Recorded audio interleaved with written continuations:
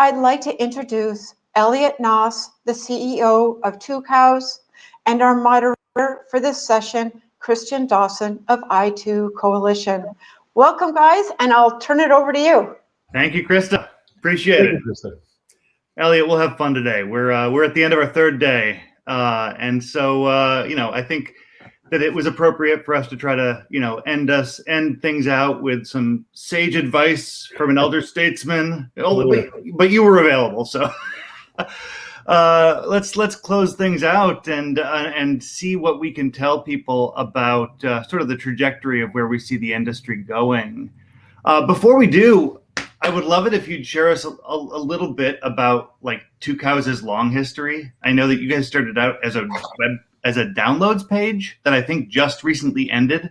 If you can give us like a little short synopsis of how you got up until like this past year where everything changed.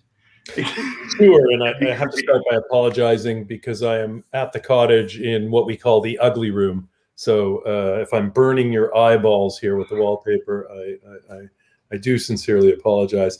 There's a through line in our business, which I would call, being in the ISP or service provider space. I grew up in the dial-up ISP space, and one of the first things that we were lucky enough to bump into was the Tucows download libraries, and so that was ISPs all over the world mirroring software downloads. That business we actually closed officially on Friday. It was very emotional.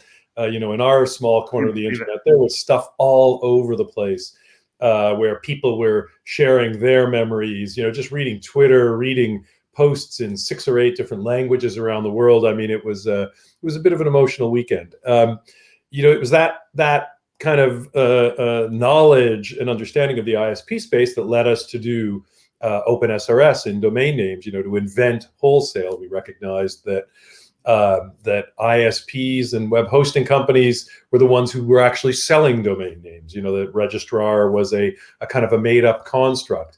That eventually has led us back to telecom with the Ting businesses, First Mobile, and now fiber to the home. And again, through line through all of it is kind of that appreciation for the open internet, for service providers, for the DNS, and here we are, and we're here in a week when the internet is again kind of having a moment with everything we're seeing with Redditors taking on Wall Street and big time. It's wild. So yeah. It's so yay internet, and I mean it has amazed me from the first time I have touched it, and never fails to both surprise and delight. But you've also gotten ahead of where you've seen the internet going over the years. It's not without a good deal of ability to see where the ball is headed or where the puck is headed, to know to jump into, for instance, I guess with Ting, for those people who don't know Ting, you guys are the Canadians who aren't Ryan Reynolds, who are getting into the U.S. mobile market.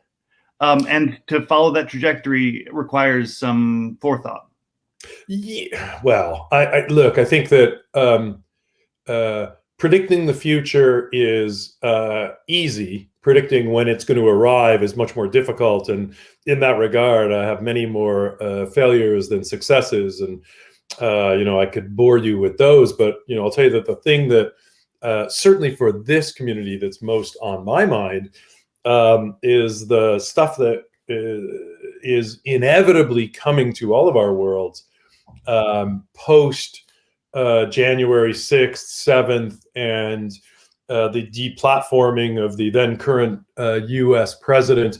For me, that was a kind of a shotgun going off around what is inevitable, in my view, which will be that all large global internet platforms will be moving more towards clear frameworks for content and how they deal with it, what they take down, when they take it down, why they take it down. I think that that all of us who have been engaged in the supply side of the DNS industry, we've been dealing with this for years. I mean, if a fake bank website goes up, there is generally a phone call from the security department of the bank to our compliance department, to GoDaddy's, et cetera, and those websites are just nuked off the internet within 20 minutes. There's not kind of a long shelf life. That is a long enough shelf life for the criminals to make money with it. 20 minutes is all they need on a phish to make it, quite productive because of the asymmetry that exists. So this type of stuff has been going on our platforms, on all global platforms for years. What we are now going to see, Christian, is a formalizing of all of this, and that form will approximate law. So you're seeing regulation everywhere throughout our ecosystem. No, in every level. Not at all. In fact, what I would call, almost the obverse. So it is the void in regulation. It is the fact that all that we do as platforms on the internet is global. Mm-hmm.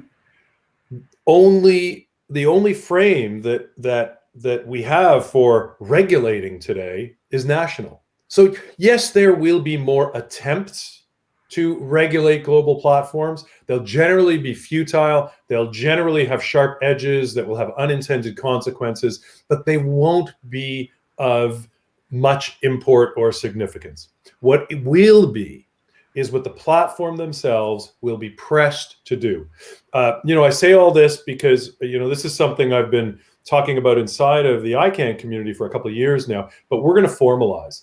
So we now have an active effort that we have started internally to formalize our framework. And this is, in my view, what every platform will be pushed into. And this is where there will be more, something that people don't think enough about. Before we had statutory laws, we had common law. Anybody who's been to law school knows that there was a huge body of precedents in common law that is still relied on today in parallel with everything that's gone on at a statutory level, formal legislation. This is what you're going to see in the next 10 years. I think that a policy person who is managing a framework that becomes formalized at a large internet company will be more impactful, will make more law than the legislature in a mid-sized country. It's funny, I actually saw an article posted, an op-ed in The Hill, where somebody was taking a look at Facebook's, they built this extraneous third-party group that oversaw decisions, and it said that they were going to be more powerful than the Supreme Court. Yeah, so in many ways that's true. I hadn't seen that. Do bounce that to me, because we're really starting to collect and formalize this stuff. And the one thing that I'd really caution anybody listening here to avoid is to fall into the trap of should. And by that I mean, as soon as you say, well, that's not your business, that's what governments should be doing.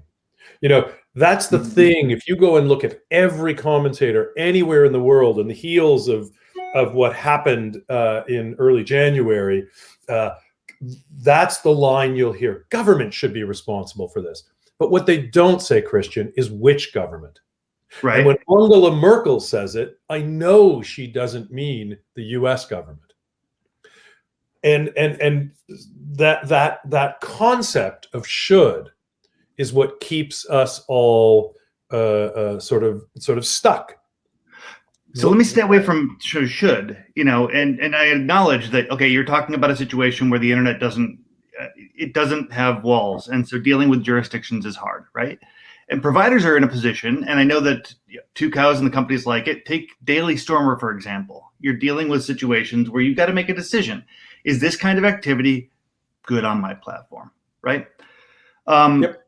I admit that it's really tough to not have a framework and then try to make that determination. But what does a framework look like that sort of presupposes what kind of speech and activity can exist on your network? Well, we're going to see, because one of the really interesting things in the DNS community, in the open internet community, and particularly in the domain name community, is it has two unique characteristics. One, the subject matter is simpler. So I want to stress simple, not easy. But it's easier to create a framework around domain registration than it is one level up, one order of magnitude more difficult in hosting.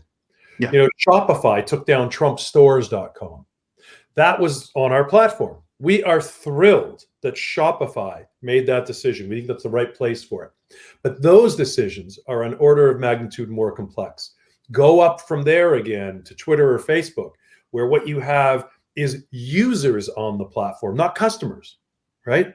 And now it's again an order of magnitude more complex. So in the DNS, we have a simpler challenge. The second thing that's unique is, for a lot of us in the domain name business, we've lived inside of ICANN for 20 years. So the important thing there is we've lived in a world where nation states are participants, but they do not rule over it. They are peers. The GATT is another seat at the table. And so what that means is, you know, we've seen two things: how governments can be peers, just participants in this, not rulers. And two, we've seen firsthand how impossible the subject matter is for them to deal with. You know, I could tell you so many stories over the time, over the couple decades, where governments have demonstrated, you know, hey, guys, deal with this. Let me help you. Oh, we can't do that, right? And everybody has those stories. Does the same thing work at other parts of the stack? You take a look at, for instance, AWS and their decision around Parler, right? When you look at the hosting space, you're looking at an area that doesn't have ICANN, that doesn't have that structure around it to have even had the experience of any sort of global regulation.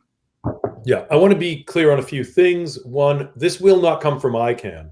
This will be something Tucows will do. This will be something other large domain registration platforms will have to move towards, and every context is different. So each of these frameworks will have three similar characteristics in my view. They'll have the substance. How do you deal with content? The what? They'll have the transparency and reporting and process. So think of that as the form. And then there will be an external panel of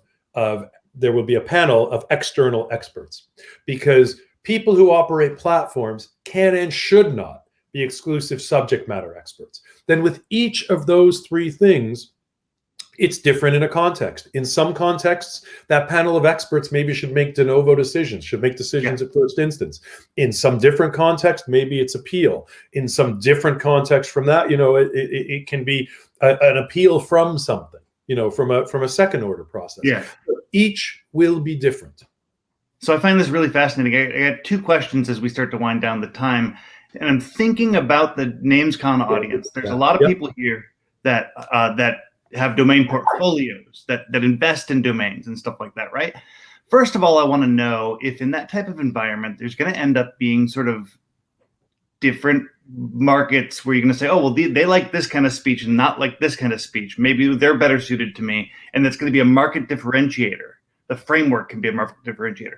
The other thing I want to know is, will this affect the price of people's portfolio? Yeah. So my view is, you know, good news for this audience. I don't think any of this will have a material impact. There is not great money. It's a real edge. You know, I've been around the domainer space, you know, since there's been a space, and there, you know, there's not a large portion of the market that, you know, is really trafficking in names that are exceedingly controversial. So, you know, I think that kind of where the money is, you know, right down the center of the highway. And in fact, that, you know, that takes away from names. I mean, you know, we all see that even around issues which wouldn't be caught in anything that I'm talking about, like gambling and sex and, you know, and the way that those names have played out. I don't think there's going to be any issues there, except on the real edges where, the people who aren't really even showing up at NamesCon. Right. Or people that do have their name portfolios all centered around gambling and sex related That's right. domain names. Yeah. I think that'll all be fine. Like, again, it's really going to be,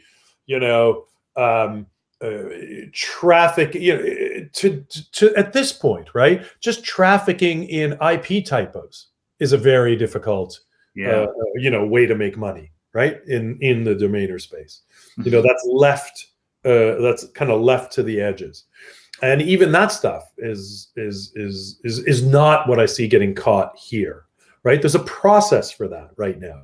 Yeah, the process for the process for an IP typo is UDRP, is URS. Like, that's all fine. That's not where a domain registration platform, needs step in. I'm really intrigued to see where this goes. I'm going to be talking to you about it offline. I'm going to be talking to you about it in the context of I2 Coalition, my day job, and I'm sure the NamesCon audience is eager to hear more. Thank you, Elliot, for your time. My pleasure. Thank you.